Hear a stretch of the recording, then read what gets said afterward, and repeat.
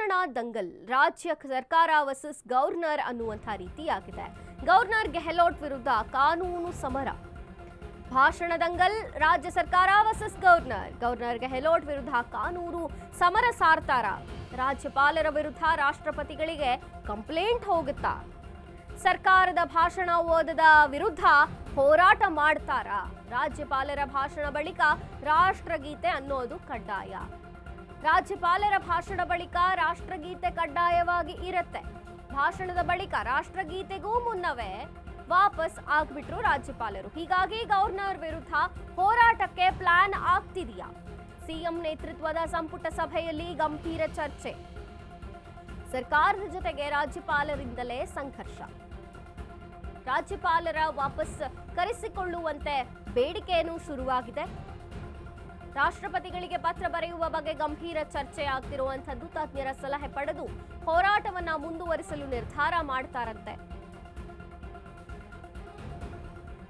ಭಾಷಣ ದಂಗಲ್ ಏನಾಯ್ತು? ರಾಜ್ಯಪಾಲರು ಸಂಪೂರ್ಣವಾಗಿ ರಾಜ್ಯ ಸರ್ಕಾರ ಕೊಟ್ಟಂತಹ ಇದನ್ನ ಓದದೆ ಅವರ ಚುಟುಕು ಭಾಷಣದಲ್ಲಿ ಮುಗಿಸಿದ್ರು. ಈ ಬಗ್ಗೆ ಭಾರಿ ಒಂದು ವ್ಯಾಪಕವಾದಂತಹ ಆಕ್ಷೇಪ ಉಂಟಾಗ್ತಿದೆ. ಇದರ ಬಗ್ಗೆ ಹೋರಾಟ ಮಾಡಬೇಕು ಅಂತ ಕೂಡ ಸರ್ಕಾರ ಏನಾದ್ರು ಯೋಚನೆ ಮಾಡ್ತಿದೆಯಾ ಅಂತ. ರಾಜ್ಯಪಾಲರ ಭಾಷಣದ ಬಳಿಕ ರಾಷ್ಟ್ರಗೀತೆಯು ಕಡ್ಡಾಯವಾಗಿರತ್ತೆ. ಆದ್ರೆ ಆ ರಾಷ್ಟ್ರಗೀತೆಯನ್ನು ಕೂಡ ಅಲ್ಲಿ ನಡೆಸದೆ ಭಾಷಣದ ಬಳಿಕ ಅದಕ್ಕೂ ಮುನ್ನವೇ ವಾಪಸ್ ಆಗಿಬಿಟ್ರು. ಹೀಗಾಗಿ ಗವರ್ನರ್ ವಿರುದ್ಧ ಹೋರಾಟಕ್ಕೆ ಪ್ಲಾನ್ ಆಗುತ್ತಾ?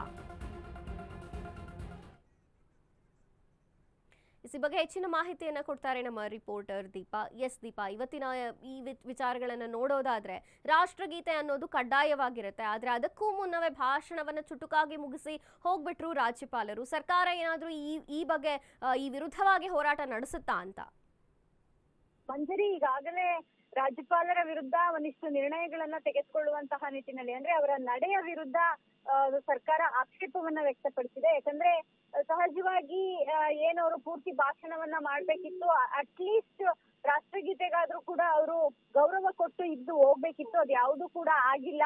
ಹಾಗಾಗಿ ರಾಷ್ಟ್ರಪತಿಗಳಿಗೆಯೇ ರಾಜ್ಯಪಾಲರ ವಿರುದ್ಧ ಒಂದು ಪತ್ರವನ್ನ ಮರಿಬೇಕು, ಅವರನ್ನ ವಾಪಸ್ ಕರೆಸ್ಕೊಳ್ಳಿ ಅನ್ನುವಂತಹ ನಿಟ್ಟಿನಲ್ಲಿ ಒಂದಿಷ್ಟು ನೆನೆ ನಡೆದಂತಹ ಸಚಿವ ಸಂಪುಟ ಸಭೆಯಲ್ಲಿ ಚರ್ಚೆ ಆಗಿದೆ. ಪ್ರಮುಖವಾಗಿ ಅವರನ್ನ ಕರೆಸ್ಕೊಳ್ಬೇಕು ಅನ್ನೋದಕ್ಕಿಂತ ಅವರು ಕ್ಷಮೆಯಾಚಿಸಬೇಕು ಅನ್ನುವಂತಹ ನಿಟ್ಟಿನಲ್ಲೂ ಕೂಡ ಪಟ್ಟಿಡಿದಿದ್ದಾರೆ. ಈ ನಿಟ್ಟಿನಲ್ಲಿ ಸರ್ಕಾರ ಇವತ್ತು ಒಂದು ಖಂಡನಾ ನಿರ್ಣಯವನ್ನ ಪಾಸ್ ಮಾಡುವಂತಹ ಸಾಧ್ಯತೆಗಳು ಕೂಡ ಇದೆ. ಯಾಕಂದ್ರೆ ರಾಜ್ಯಪಾಲರ ಭಾಷಣ ಅಲ್ಲ, ರಾಜ್ಯಪಾಲರ ನಡೆಯ ಮೇಲೆ ಒಂದು ಖಂಡನಾ ನಿರ್ಣಯವನ್ನ ಇವತ್ತು ಸದನದಲ್ಲಿ ಮಂಡಿಸುವಂತಹ ಸಾಧ್ಯತೆಗಳು ಕೂಡ ಇರುವಂತದ್ದು. ಹಾಗಾಗಿ ಇವತ್ತಿನ ಸದನ ಸಹಜವಾಗಿ ಕುತೂಹಲವನ್ನು ಕೂಡ ಮೂಡಿಸಿದೆ. ಮಂಜರಿ, ಥ್ಯಾಂಕ್ ಯು ನಿಮ್ಮೆಲ್ಲ ಮಾಹಿತಿಗಾಗಿ.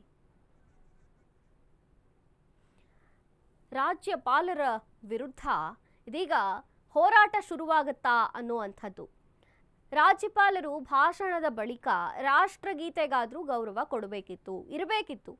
ಚುಟುಕಾದ ಭಾಷಣವನ್ನ ಮುಗಿಸಿ ಹೋಗ್ಬಿಟ್ರು. ಆ ಕಾರಣಕ್ಕೆ ಈಗ ಅವರ ವಿರುದ್ಧ ಹೋರಾಟಕ್ಕೆ ಏನಾದ್ರು ಪ್ಲಾನ್ ನಡೀತಿದೆಯಾ ಅನ್ನುವಂಥದ್ದು.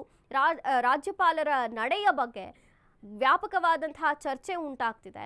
ಜೊತೆಗೆ ಈ ವಿರುದ್ಧವಾಗಿ ಹೋರಾಟ ಮಾಡಬೇಕು ಅಂತ ಕೂಡ ಸರ್ಕಾರ ತೀರ್ಮಾನವನ್ನ ತಗೊಳ್ಳುತ್ತಾ ಅನ್ನುವಂಥದ್ದು ಕಾದು ನೋಡಬೇಕಿದೆ. ಒಟ್ಟಾರೆ ರಾಜ್ಯಪಾಲರನ್ನ ವಾಪಸ್ ಕರೆಸಿಕೊಳ್ಳುವಂತೆ ಬೇಡಿಕೆಯೂ ಕೂಡ ಶುರುವಾಗ್ತಿದೆ. ರಾಷ್ಟ್ರಪತಿಗಳಿಗೆ ಪತ್ರ ಬರೆಯುವ ಬಗ್ಗೆಯೂ ಕೂಡ ಗಂಭೀರ ಚರ್ಚೆ ಆಗ್ತಿರುವಂಥದ್ದು.